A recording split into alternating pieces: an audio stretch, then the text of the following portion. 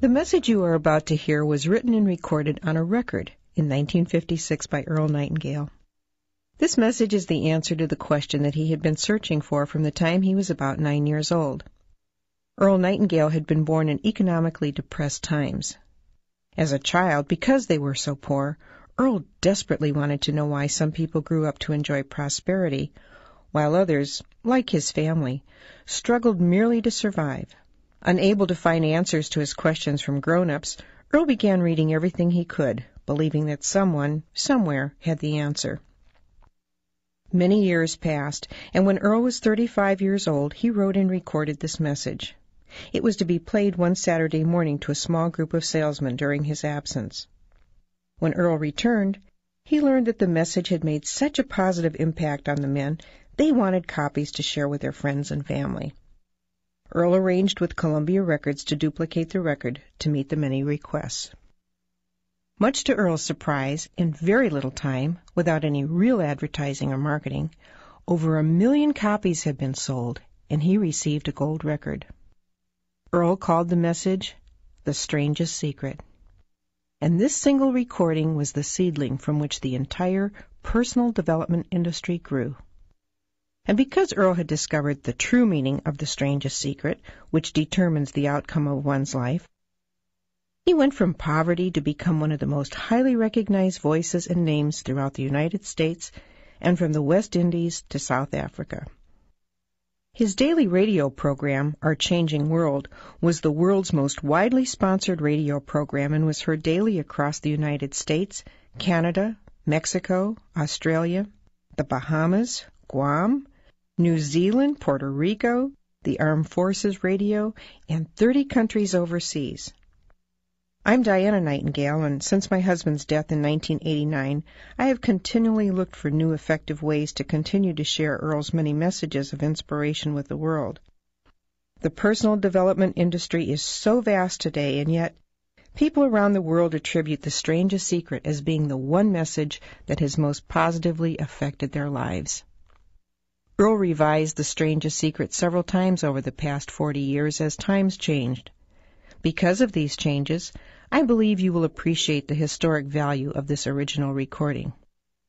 As you listen, you will notice how the statistics reflect those of the mid-1950s. You'll also hear Earl mention the other side of the record. But 40 years later, the message is as true and valuable as it was then. Now I invite you to sit back, relax, and enjoy the original The Strangest Secret by Earl Nightingale.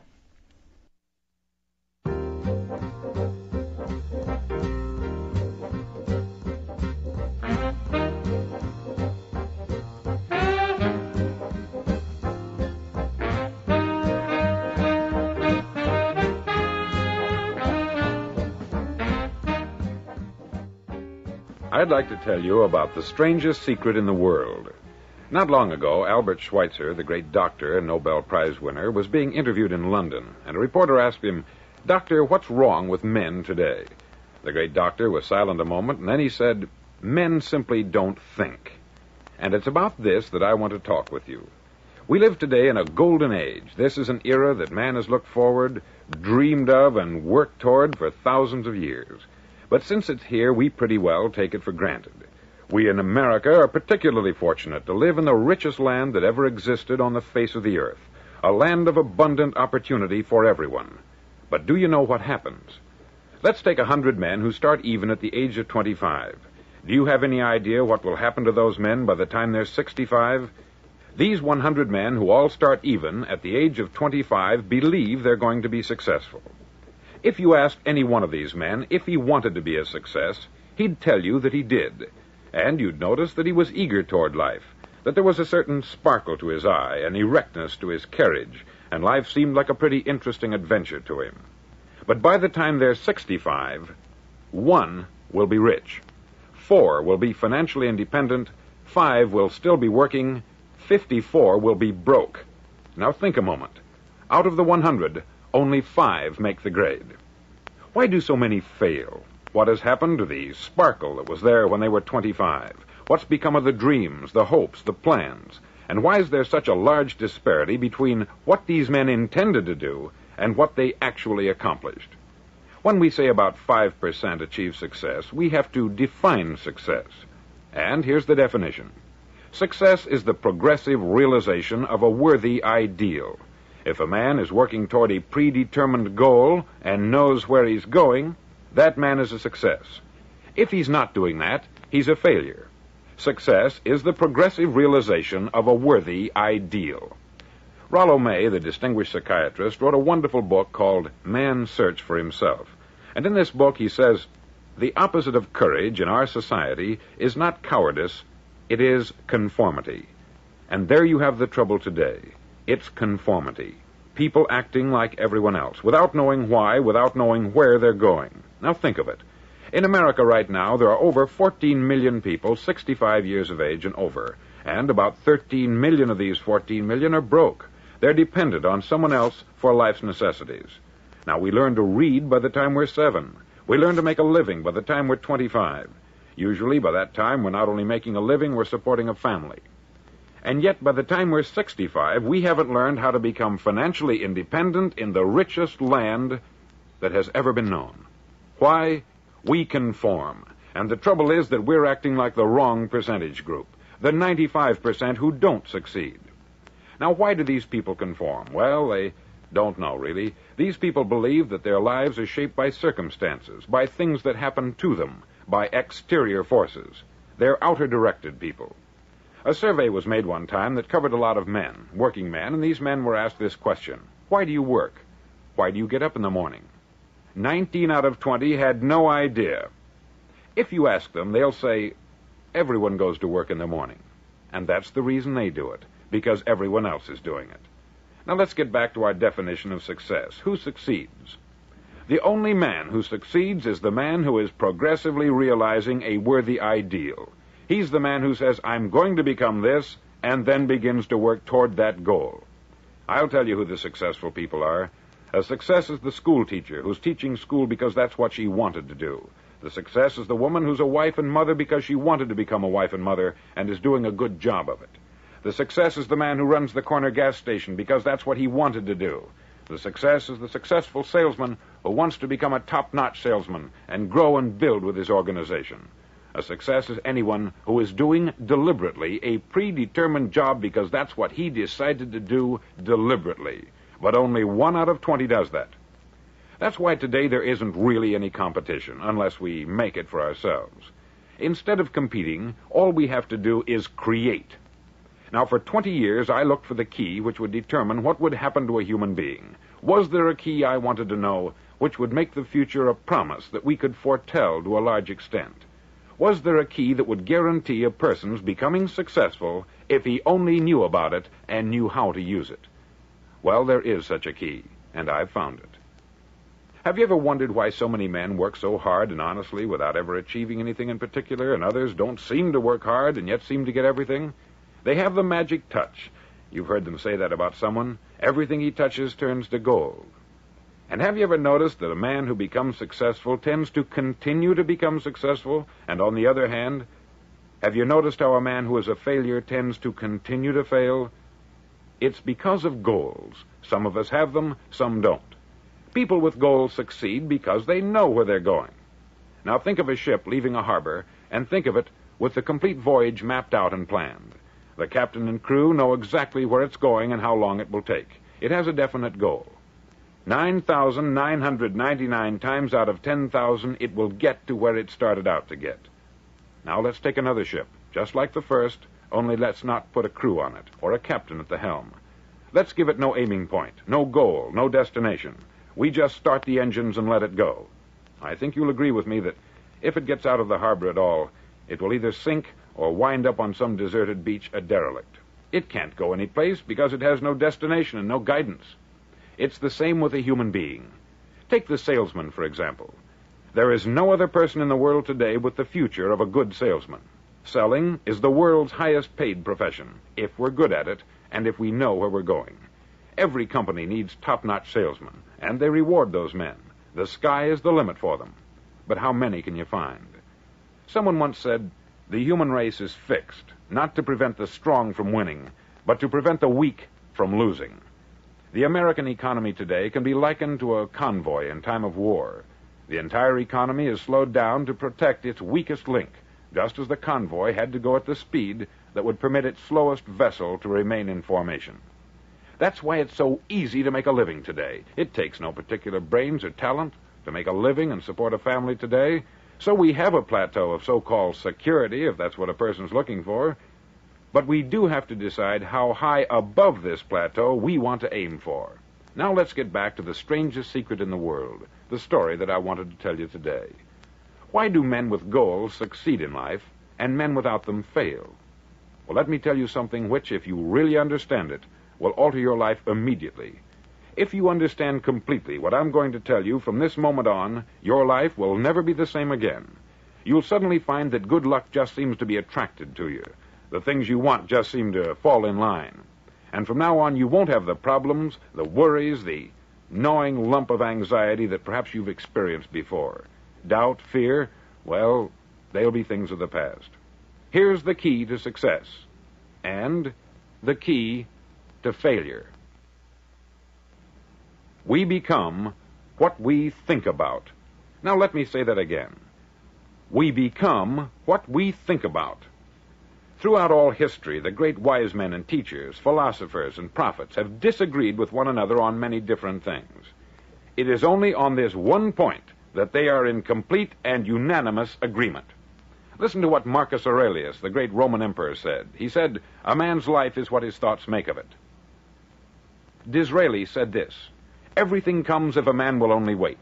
I have brought myself by long meditation to the conviction that a human being with a settled purpose must accomplish it, and that nothing can resist a will that will stake even existence for its fulfillment." Ralph Waldo Emerson said this, "A man is what he thinks about all day long." William James said, "The greatest discovery of my generation is that human beings can alter their lives by altering their attitudes of mind."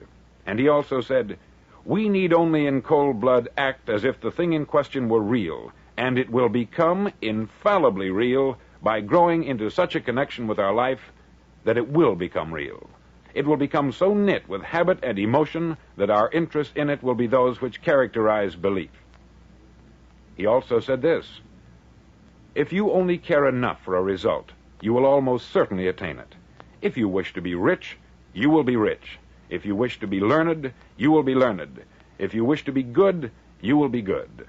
Only you must then really wish these things, and wish them exclusively, and not wish at the same time 100 other incompatible things just as strongly." In the Bible you read, in Mark 9:23, "If thou canst believe, all things are possible to him that believeth." Dr. Norman Vincent Peale said this, "This is one of the greatest laws in the universe. Fervently do I wish I had discovered it as a very young man. It dawned upon me much later in life, and I've found it to be one of the greatest, if not my greatest discovery outside of my relationship to God. And the great law, briefly and simply stated, is that if you think in negative terms, you'll get negative results. If you think in positive terms, you will achieve positive results. That is the simple fact which is at the basis of an astonishing law of prosperity and success. In 3 words, believe and succeed." William Shakespeare put it this way, "Our doubts are traitors, and make us lose the good we oft might win by fearing to attempt." George Bernard Shaw said, "People are always blaming their circumstances for what they are.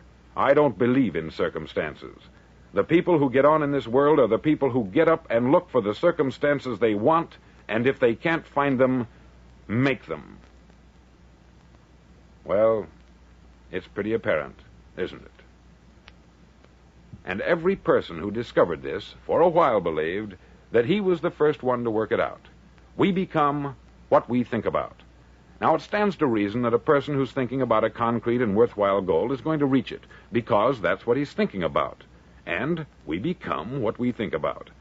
Conversely, the man who has no goal, who doesn't know where he's going, and whose thoughts must therefore be thoughts of confusion and anxiety and fear and worry, becomes what he thinks about. His life becomes one of frustration, fear, anxiety, and worry. And if he thinks about nothing, he becomes nothing. Now, how does it work?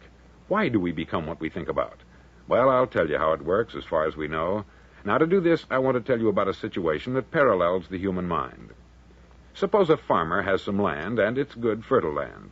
Now, the land gives the farmer a choice. He may plant in that land whatever he chooses. The land doesn't care. It's up to the farmer to make the decision. Now, remember, we're comparing the human mind with the land, because the mind, like the land, doesn't care what you plant in it. It will return what you plant, but it doesn't care what you plant. Now, let's say that the farmer has two seeds in his hand. One is a seed of corn, the other is nightshade, a deadly poison. He digs two little holes in the earth, and he plants both seeds, one corn, the other nightshade. He covers up the holes, waters, and takes care of the land, and what will happen? Invariably, the land will return what is planted.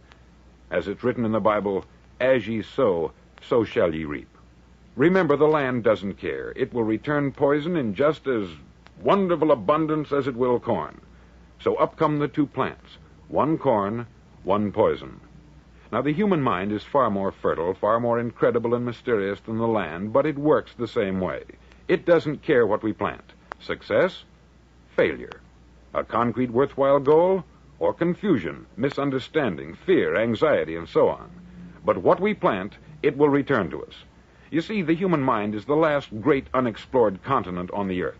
It contains riches beyond our wildest dreams. It will return anything we want to plant. Now, you might say, well, if that's true, why don't people use their minds more? Well, I think they've figured out an answer to that, too. Our mind comes as standard equipment at birth. It's free, and things that are given to us for nothing, we place little value on. Things that we pay money for, we value. The paradox is that exactly the reverse is true. Everything that's really worthwhile in life came to us free. Our mind, our soul, our body, our hopes, our dreams, our ambitions, our intelligence, our love of family and children and friends. All these priceless possessions are free, but the things that cost us money are actually very cheap and can be replaced at any time. A good man can be completely wiped out and make another fortune. He can do that several times. Even if our home burns down, we can rebuild it, but the things we got for nothing, we can never replace. The human mind isn't used merely because we take it for granted. Familiarity breeds contempt. It can do any kind of job we assign to it, but generally speaking, we use it for little jobs instead of big, important ones. Universities have proved that most of us are operating on about 10% of our abilities. Decide now, what is it you want?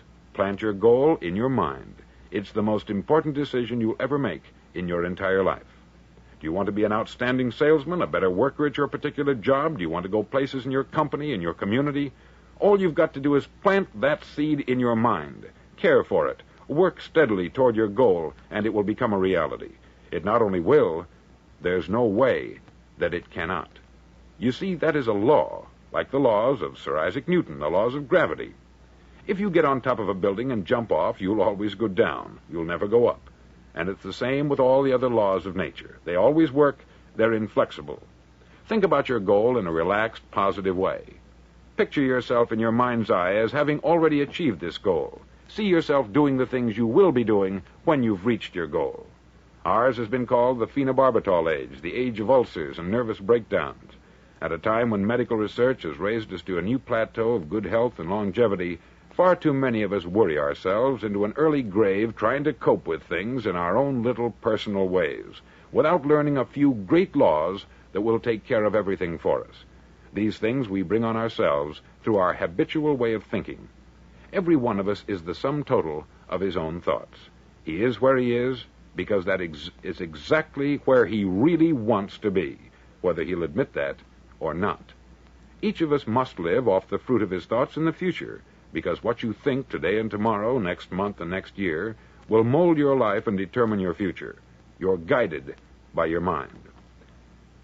I remember one time I was driving through Arizona, and I saw one of those giant earth-moving machines roaring along the road at about 35 miles an hour with what looked like 20 tons of dirt in it, a tremendous, incredible machine, and there was a little man perched way up on top with the wheel in his hands guiding it. And as I drove along, I was struck by the similarity of that machine to the human mind. Just suppose you're sitting at the controls of such a vast source of energy. Are you going to sit back and fold your arms and let it run itself into a ditch? Or are you going to keep both hands firmly on the wheel and control and direct this power to a specific worthwhile purpose. It's up to you. You're in the driver's seat. You see, the very law that gives us success is a two-edged sword. We must control our thinking. The same rule that can lead a man to a life of success, wealth, happiness, and all the things he's ever dreamed of for himself and his family, that very same law can lead him into the gutter. It's all in how he uses it, for good or for bad. This is the strangest secret in the world. Now, why do I say it's strange, and why do I call it a secret? Actually, it isn't a secret at all. It was first promulgated by some of the earliest wise men, and it appears again and again throughout the Bible. But very few people have learned it, understand it.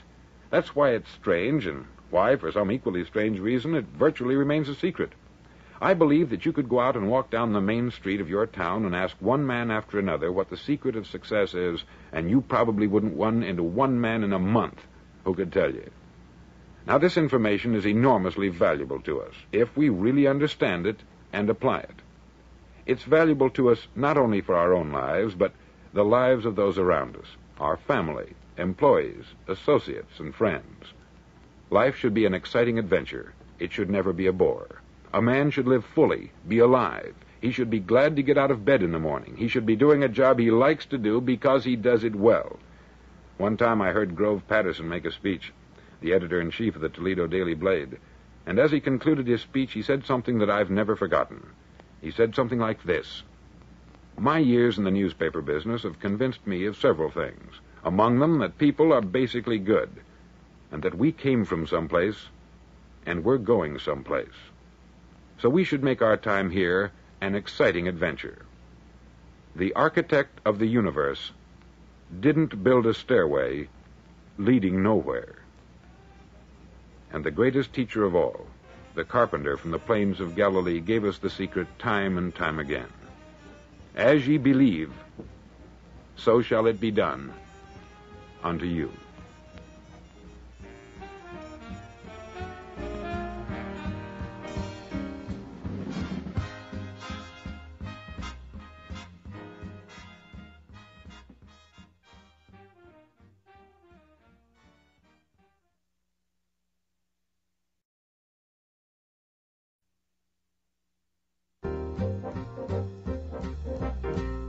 On side number 1 of this record, I've explained the strangest secret in the world and how it works. Now, on this side, I want to explain how you can prove to yourself the enormous returns possible in your own life by putting this secret to a practical test. I want you to make a test that will last 30 days. Now, it isn't going to be easy. If you'll give it a good try, it will completely change your life for the better. Back in the 17th century, Sir Isaac Newton, the English mathematician and natural philosopher, gave us some natural laws of physics which apply as much to human beings as they do to the movement of bodies in the universe. Now, one of these laws is that for every action, there is an equal and opposite reaction. Simply stated, as it applies to you and me, it means we can achieve nothing without paying the price.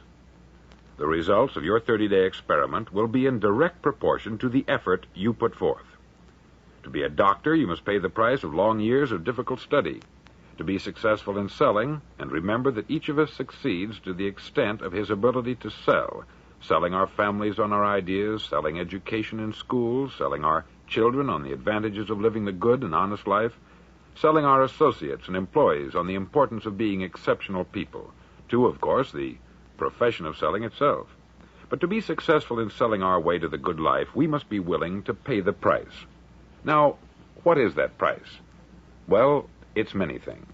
First, it's understanding emotionally, as well as intellectually, that we literally become what we think about, that we must control our thoughts if we're to control our lives. It's understanding fully that, as ye sow, so shall ye reap. Secondly, it's cutting away all the fetters from the mind and permitting it to soar as it was divinely designed to do. It's the realization that your limitations are self-imposed and that the opportunities for you today are enormous beyond belief. It's rising above narrow-minded pettiness and prejudice. Thirdly, to use all your courage to force yourself to think positively on your own problem, to set a definite and clearly defined goal for yourself, to let your marvelous mind think about your goal from all possible angles, to let your imagination speculate freely upon many different possible solutions, to refuse to believe there are any circumstances sufficiently strong to defeat you in the accomplishment of your purpose, to act promptly and decisively when your course is clear, and to keep constantly aware of the fact that you are, at this moment, standing in the middle of your own acre of diamonds, as Russell Conwell used to point out. Fourth, save at least 10% of what you earn.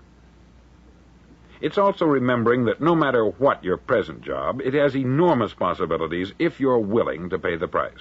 Now let's just go over the important points in the price each of us must pay to achieve the wonderful life that can be ours. It is, of course, worth any price. 1, you will become what you think about. 2, remember the word imagination. Let your mind soar. 3, courage. Concentrate on your goal every day. 4, save 10% of what you earn. And action. Ideas are worthless unless we act on them. Now I'll try to outline the 30-day test I want you to make. Now keep in mind that you have nothing to lose by making this test, and everything you could possibly want to gain. There are 2 things that may be said of everyone. Each of us wants something, and each of us is afraid of something. I want you to write on a card what it is you want more than anything else. It may be more money. Perhaps you'd like to double your income or make a specific amount of money. It may be a beautiful home. It may be success at your job. It may be a particular position in life. It could be a more harmonious family. Each of us wants something. Write down on your card specifically what it is that you want. Make sure it's a single goal and clearly defined. You needn't show it to anyone, but carry it with you so that you can look at it several times a day. Think about it in a cheerful, relaxed, positive way each morning when you get up, and immediately you have something to work for, something to get out of bed for, something to live for. Look at it every chance you get during the day and just before going to bed at night. As you look at it, remember that you must become what you think about, and since you're thinking about your goal, you realize that soon it will be yours. In fact, it's yours really the moment you write it down and begin to think about it. Look at the abundance all around you as you go about your daily business. You have as much right to this abundance as any other living creature. It's yours for the asking. Now we come to the difficult part. Difficult because it means the formation of what is probably a brand new habit, and new habits are not easily formed. Once formed, however, it'll follow you for the rest of your life. Stop thinking about what it is you fear. Each time a fearful or negative thought comes into your consciousness, replace it with a mental picture of your positive and worthwhile goal. There will come times when you will feel like giving up. It's easier for a human being to think negatively than positively. That's why only 5% are successful. You must begin now to place yourself in that group. For 30 days, you must take control of your mind. It will think only about what you permit it to think. Each day for this 30-day test, do more than you have to do. In addition to maintaining a cheerful, positive outlook, give of yourself more than you've ever done before. Do this knowing that your returns in life must be in direct proportion to what you give. The moment you decide on a goal to work toward, you're immediately a successful person. You're then in that rare and successful category of people who know where they're going. Out of every 100 people, you belong to the top 5. Don't concern yourself too much with how you're going to achieve your goal. Leave that completely to a power greater than yourself. All you have to do is know where you're going. The answers will come to you of their own accord. Remember these words from the Sermon on the Mount, and remember them well. Keep them constantly before you this month of your test. Ask, and it shall be given you. Seek, and ye shall find. Knock, and it shall be opened unto you. For every one that asketh receiveth, and he that seeketh findeth, and to him that knocketh it shall be opened. It's as marvelous and as simple as that. In fact, it's so simple that in our seemingly complicated world it's difficult for an adult to understand that all he needs is a purpose and faith. For 30 days, do your best. If you're a salesman, go at it as you've never done before, not in hectic fashion, but with the calm, cheerful assurance that time well spent will give you the abundance in return you deserve and want. If you're a homemaker, devote your 30-day test to complete giving of yourself without thinking about receiving anything in return, and you will be amazed at the difference it makes in your life. No matter what your job, do it as you've never done it before for 30 days. And if you've kept your goal before you every day, you'll wonder and marvel at this new life you've found. Dorothea Brand, outstanding editor and writer, discovered it for herself and tells about it in her fine book, Wake Up and Live. Her entire philosophy is reduced to the words, act as though it were impossible to fail. She made her own test with sincerity and faith, and her entire life was changed to one of overwhelming success. Now you make your test for 30 full days. Don't start your test until you've made up your mind to stick with it. You see, by being persistent, you're demonstrating faith. Persistence is simply another word for faith. If you didn't have faith, you would never persist. If you should fail during your first 30 days, by that I mean suddenly find yourself overwhelmed by negative thoughts, you've got to start over again from that point and go 30 more days. Gradually, your new habit will form until you find yourself one of that wonderful minority to whom virtually nothing is impossible. Don't forget the card. It's vitally important as you begin this new way of living. On one side of the card, write your goal, whatever it may be. On the other side, write the words we've quoted from the Sermon on the Mount. Ask, and it shall be given you. Seek, and ye shall find. Knock, and it shall be opened unto you. In your spare time during your test period, read books that will help you. Inspirational books like the Bible, Dorothea Brand's Wake Up and Live, The Magic of Believing by Claude Bristol, Think and Grow Rich by Napoleon Hill, and other books that instruct and inspire. Nothing great was ever accomplished without inspiration. See that during these crucial first 30 days, your own inspiration is kept at a peak. Above all, don't worry. Worry brings fear, and fear is crippling. The only thing that can cause you to worry during your test is trying to do it all yourself. Know that all you have to do is hold your goal before you. Everything else will take care of itself. Remember also to keep calm and cheerful. Calm and cheerful. Don't let petty things annoy you and get you off course. Now, since making this test is difficult, some may say, well, why should I bother? Well, look at the alternative. No one wants to be a failure. No one really wants to be a mediocre individual. No one wants a life constantly filled with worry, fear, and frustration. Therefore, remember that you must reap that which you sow. If you sow negative thoughts, your life will be filled with negative things. If you sow positive thoughts, your life will be cheerful, successful, and positive. Now, gradually, you will have a tendency to forget what you've heard on this record. Play it often. Keep reminding yourself of what you must do to form this new habit. Gather your whole family about and listen to what's been said here at regular intervals. You know, most men will tell you that they want to make money without understanding the law. The only people who make money work in the mint. The rest of us must earn money. This is what causes those who keep looking for something for nothing or a free ride to fail in life. The only way to earn money is by providing people with services or products which are needed and useful. We exchange our product or service for the other man's money. Therefore, the law is that our financial return will be in direct proportion to our service. Success is not the result of making money. Making money is the result of success. And success is in direct proportion to our service. Most people have this law backwards. They believe that you're successful if you earn a lot of money. The truth is that you can only earn money after you're successful. It's like the story of the man who sat in front of the stove and said to it, "Give me heat, and then I'll add the wood."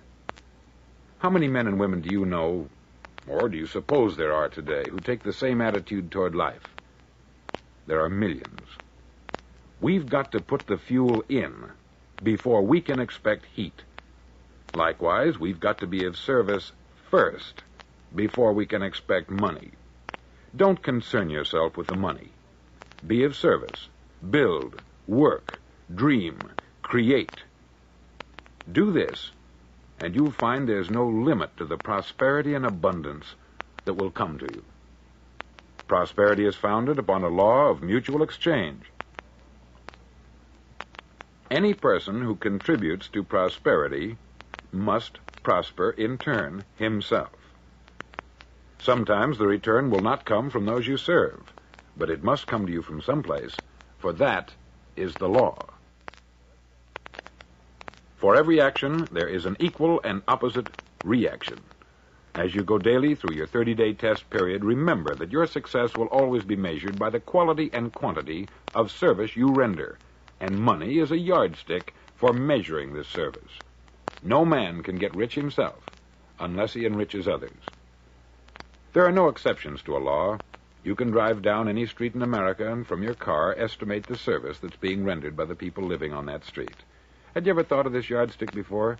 It's interesting. Some, like ministers and priests and other devoted people, measure their returns in the realm of the spiritual, but again, their returns are equal to their service. Once this law is fully understood, any thinking person can tell his own fortune. If he wants more, he must be of more service to those from whom he receives his return. If he wants less, he has only to reduce this service. This is the price you must pay for what you want. If you believe you can enrich yourself by deluding others, you can only end by deluding yourself. Just as surely as you breathe, you'll get back what you put out. Don't ever make the mistake of thinking you can avert this. It's impossible. The prisons and the streets where the lonely walk are filled with people who tried to make new laws just for themselves. We may avoid the laws of man, but there are greater laws that cannot be broken. An outstanding medical doctor recently pointed out 6 steps that will help you realize success. 1, set yourself a definite goal. 2, quit running yourself down. 3, stop thinking of all the reasons why you cannot be successful, and instead, think of all the reasons why you can. 4, trace your attitudes back through your childhood and try to discover where you first got the idea you couldn't be a success, if that's the way you've been thinking. 5, change the image you have of yourself by writing out a description of the person you would like to be. And 6, act the part of the successful person you have decided to become. The doctor who wrote those words is a noted West Coast psychiatrist, David Harold Fink, M.D. Do what all the experts since the dawn of recorded history have told you you must do. Pay the price by becoming the person you want to become. It's not nearly as difficult as living unsuccessfully. Make your 30-day test. Then repeat it. Then repeat it again. Each time it will become more a part of you until you'll wonder how you could ever have lived any other way. Live this new way, and the floodgates of abundance will open and pour over you more riches than you may have dreamed existed. Money? Yes, lots of it. But what's more important, you'll have peace. You'll be in that wonderful minority who lead calm, cheerful, successful lives. Start today. You have nothing to lose, but you have a life to win.